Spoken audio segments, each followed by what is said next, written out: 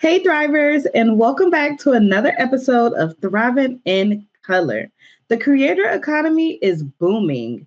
Influencers are popping up everywhere, leading partnerships with major brands across beauty, lifestyle, and everyday essentials. Today, we're diving into the business side of creativity with Kameron Monet, a New York based lawyer, content creator, and founder of Social Docket. Cameron is empowering influencers and entrepreneurs with tools to safeguard their brands and achieve lasting success in the creator economy. With more than 10 years of content creation experience and partnerships with brands like Olay, Honeybook, and Core Power Yoga, Cameron shows firsthand what it takes to turn creativity into a career. Through her work, she's helping hundreds of creators negotiate better deals, protect their intellectual property, and truly know their worth. So, listen up, Thrivers, especially my content creators and influencers. This is one conversation you do not want to miss. Welcome, Cameron. It's truly a pleasure having you on the show today. Hello, I am so excited to be here, and thank you for such a wonderful intro. That was so good. I need to bring you with me everywhere. Yes. So, you've built such a unique career blending law and content creation. How did that journey begin for you? Yes, so a long story short, I never wanted to be a lawyer. I was always a creator at heart growing up. And Mm-hmm. in college, my amazing advisor was like, you have to pick a major. And I'm like, well, I have a theater background, but I don't know if I want to do that. And he was like, I'm going to throw something at you that's going to sound crazy. Try law. And I was like, sir, law. But once I went to some pre-law, some like pre-law classes and some mock trial classes, I saw the intersection between being creative, being on stage, Mm-hmm. and also being an attorney. And I was on YouTube during that time as well. So I was also seeing the start of a creator economy back in 2014 before it was this Mm-hmm. mega conglomerate that it is now. So I started Right. out just on YouTube, enjoying that, and then starting to get a little interest into law and how that could combine. Okay, I like. So, being both a lawyer and content creator gives you such a unique perspective. How has that dual experience shaped the way you approach business and creativity? Yes, I think it's given me such a multi-point view of the creator economy, not just as a Mhm. creator. I do think there's so much value in being, I always say like being right in the streets with the creators because Yes. things change so fast in the industry. I mean, social media, Instagram has a different feature every other day. So if you're Right. not on it, it's like you don't know what's going on. So being able to be a creator and actively negotiating with the brands and seeing what's working and seeing what's not, but also working Mhm. with creators that don't look like me, that don't create the content that I do, I can see so many different aspects of it where I'm consulting and advising creators, but also on the ground with them. So it allows me to speak a different language than a lot of other professionals in the industry, whether they're lawyers or tax professionals, etc. I can speak the language Mhm. of a creator, and that has definitely helped me give a little just extra level of credibility and extra level of comfort to creators when I'm talking to them. Wow. Okay. I love it. So, you've been creating content for over a decade. What's changed most about being an influencer or creator since you started? Oh, where do we begin? I'd say, of course, it wouldn't be me who loves contracts to say, I'd say contracts. Starting out, believe it or Mhm. not, we were just getting products. I was a college student. I was just glad to get a little dollar for some groceries, girl. Um, Right. but I started to see like more contracts come into play or more legalese come into play when we're discussing negotiations. And I'm like, wait a minute, there's something here.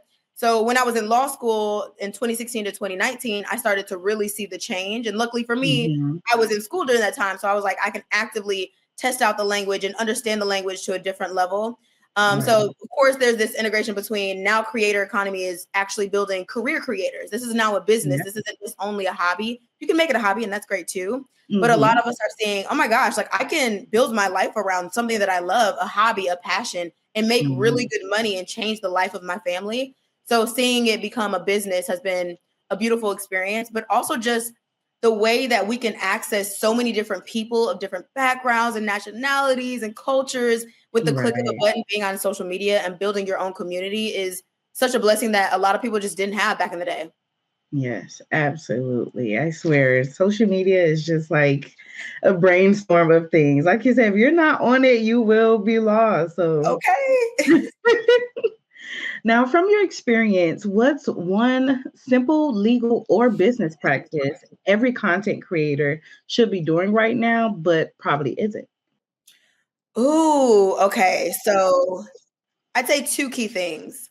Okay. One is knowing that you can negotiate. Simple as that. Mm, Not even getting to the contract, just the fact that when a brand reaches out, or even if you're a traditional entrepreneur and you're like a vendor reaches out, you can go back and forth. There's room for negotiations. I always say a healthy business practice is negotiations.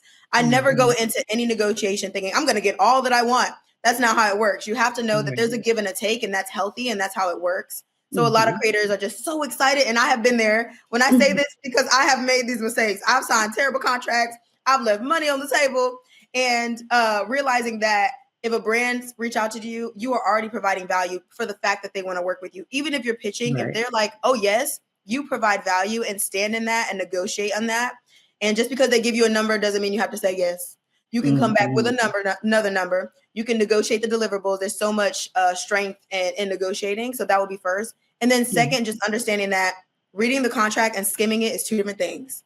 You must read it. Mm. There's always these hidden terms that they try to sneak up and Yep. get you. So make sure that you're thoroughly reading it.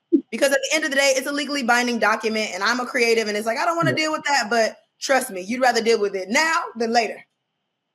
Exactly. Oh my goodness. Those are some great points. Why do you think so many creators overlook that? Or is it a lack of awareness or maybe just feeling Mhm. intimidated by the business side of things? Yeah, you really just hit the nail on the head. It's definitely the intimidation factor or being intimidated. But also, I think a lot of creators are, as much as we feel like social media has been around, it's really, really new. It's such a new industry where it Yeah. feels like, is this a job? Like, is this a career? Am I a business owner? A lot of people still don't respect the industry, despite the fact that it's a Mhm. $250 billion industry. Okay. And Goldman Wow. Sachs said it's going to be 480 billion by 2027. Wow. So it still feels uncomfortable, like, oh, I get to create and enjoy this and make really good money. Yes, yes. And I Yeah. think we think it's so much, which it is different than traditional media, but there is a lot of Mhm. overlap. Like actors, actresses, models, and just traditional entertainers have been doing this for years. We're just seeing Right. it in a digital context and allowing people that we know that are doing it is so amazing. Like our mom, our pop, our girl, our friend next door is making a Yeah. bag. And it's like, that's okay. And I think that's what makes it so uncomfortable. I see. I see. You're definitely hitting some points here. I love it. So, how can creators better understand their value when negotiating with brands? I think communicating more and talking more Mm, and asking questions, even asking questions to the brands. Like, don't be afraid to, when they send you a contract, ask a question. It's a right. partnership. You want to have that ability to communicate and pros and cons and yes and no's. And I don't like this, but let's see if we can work something out. If you can't have that Hmm. healthy negotiation, healthy communication in the beginning, imagine what it's like when you create the content and they got the edits Right. and you're stressed, they're stressed. So you want to start to build that relationship even during those uncomfortable conversations of my rate is higher and you need to take this out. So don't be afraid to just ask. I also think there's so much value in communication and community Hmm. as creators where talk to each other. I think there's so much separation in the creator economy where it's like, oh, just the beauty creators or just the fashion creators. If we all talk, we'd all be making so much more money. That's Yeah. also why I'm so passionate about education at the root of everything in the creator economy as a lawyer, educating creators on legal, but also bringing creatives of all backgrounds together because I've had the privilege to work with so many different creators where I've Hmm. seen contracts with two different types of creators have an issue when it's like I was able to combine them and get them both the same price because I saw it and I knew how Right. much the brand had. And a lot of people don't have that visibility. So finding ways to combine that and bring community together, which is why I think in-person events are amazing. I'm so happy to see more of those. Hmm. I'm excited to start hosting some of those myself with Social Docket. So really Okay. community first, community and constantly communication. Okay. Well, creators, you're hearing it here first. So many creators struggle with contracts and brand deals. What are some red flags or common mistakes they should watch out for before signing? I love this question because I get it a ton. So the first thing I always like to point out is perpetuity or perpetual usage.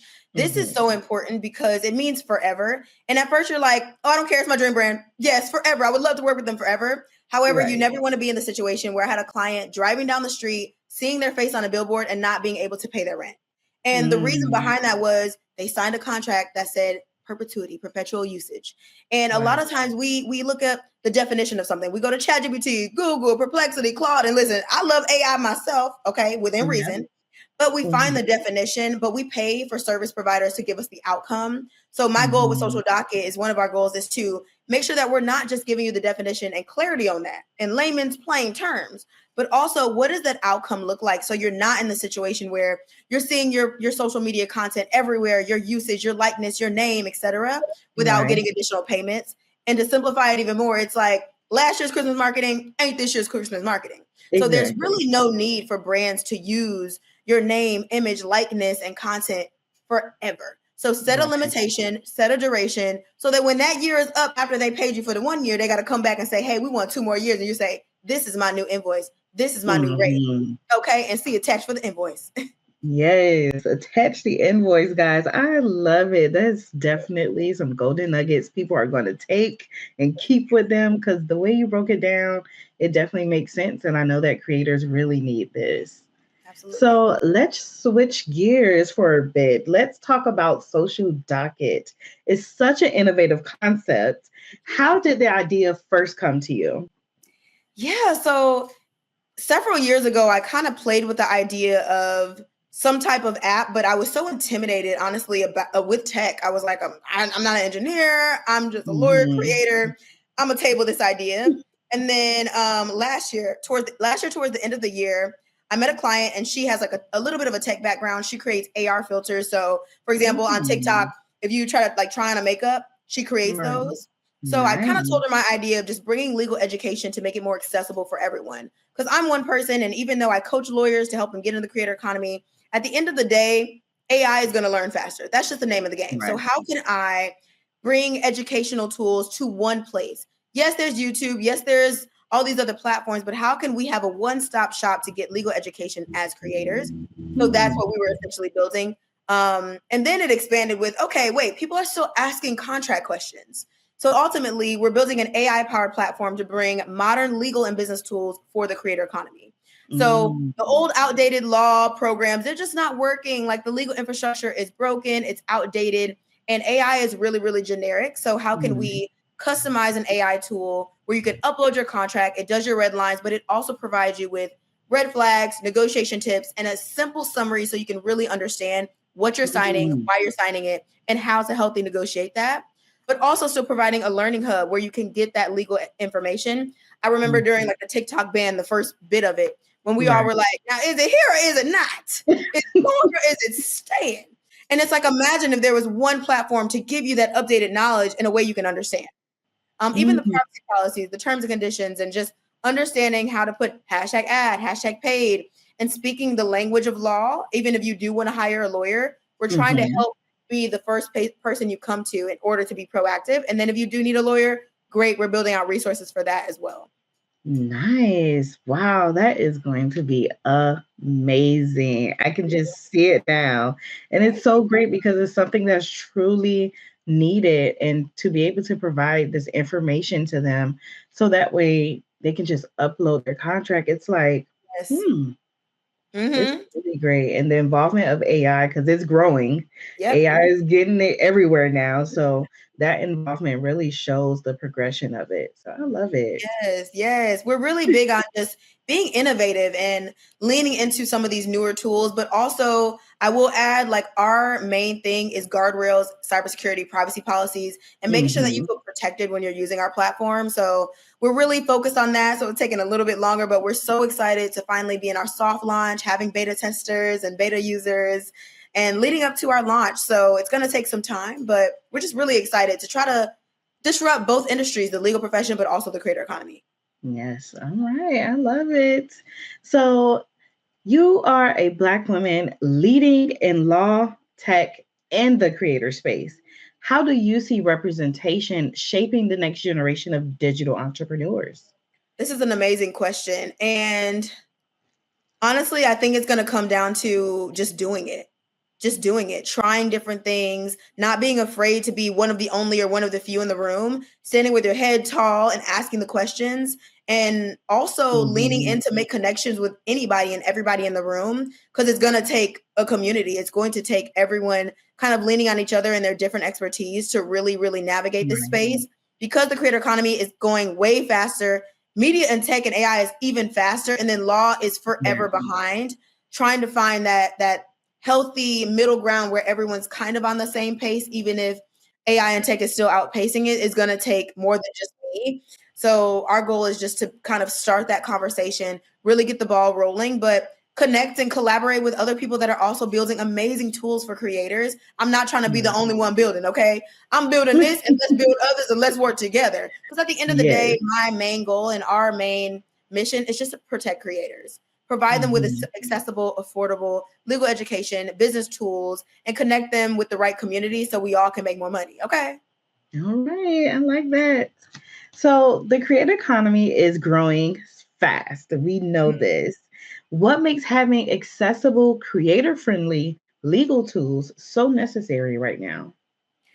We hear these big numbers where it's a $250 billion industry, all these things, but there's so many tools that focus on how to get creators money, and we need those. But then when you get it, what happens? You don't know how to protect it. You don't know how to keep it. You don't know how to set the right foundation with your business entities. You don't know how to do your taxes correctly. So our thing is, yes, creators are making more money, but how do we help them protect that money and not spend all of their money trying to protect it?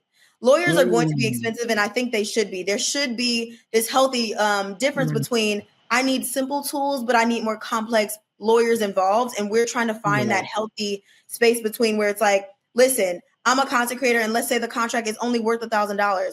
I don't have $1,000 to give a lawyer. Am I not deserving of still getting accessible legal education? And I think they are. So how can we provide them with that, where it's not putting too much also on, our consultant and advisor and myself, but allowing creators kind of a do-it-yourself, but a guided with lawyer-backed tools is something that we find is so important. Also, let's be honest, being a Black woman, I'm a lot of times at a disadvantage because I haven't been in the rooms, or I don't speak the language, or I don't know. So how can we also help those underrepresented groups, allow them to get the accessible and affordable help that they need? And because they deserve it, even if you're not making a lot, because once you get the tools, our argument is you're going to be making more. So then you can pay for these tools and these services that you deserve and that you need. I love how you hit on the underrepresentation and making sure that they have the help they need. And also the fact that it doesn't matter the money of the contract, you still need to be able to understand it. Yes, exactly. Yes. So Social Docket isn't just a platform, it's creating community. How important is it for the sense of support and shared knowledge in today's creator economy? I think, especially during COVID, we all kind of like unintentionally isolated. And I love that. I feel like we're unthawing, where we're like finally getting in community and seeing the importance of that. So community will always be one of our important pillars, because at the end of the day, it wouldn't be a creator economy with every moving part. Creators, agents, managers, brands, etc. Like, it wouldn't be what it is without community. So how do we bring everyone together in a safe, comfortable space that is rooted in education, rooted in community, honesty, transparency? How do we build that? And that is something that will, like I said, forever be one of our pillars, because community, to me, really is always going to outpace anything else that's going on. Yes, I agree. Now, how can listeners connect with you and stay updated on Social Docket's launch? Yes. So personally, y'all can follow me at Kameron Monet. It's Kameron with a K, on all of my social media platforms: Instagram, YouTube, TikTok, LinkedIn. And then with Social Docket, it is Social Docket, also on every platform.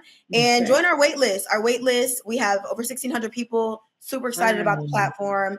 Please join. That's where you're going to get the updated information. Our Instagram, we're pushing out all types of information, because our goal is not, of course, it's going to be a paid platform, but free resources are on our social medias. On Instagram, I always host masterclasses and workshops. So definitely join our wait list, and then hopefully you can join our platform very soon.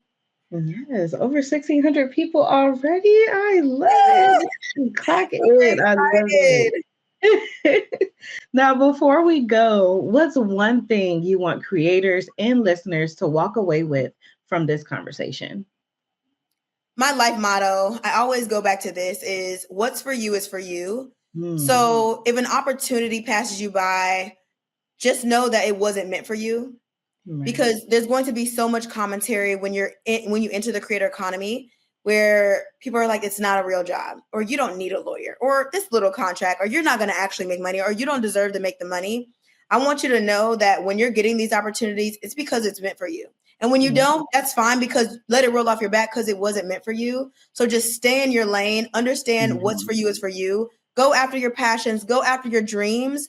Even if it feels like this is crazy, I can't believe I'm signing this, I can't believe I'm getting these opportunities, you absolutely deserve. You absolutely deserve. And you do not have to do something traditional in order to thrive, in order to reach your level of success.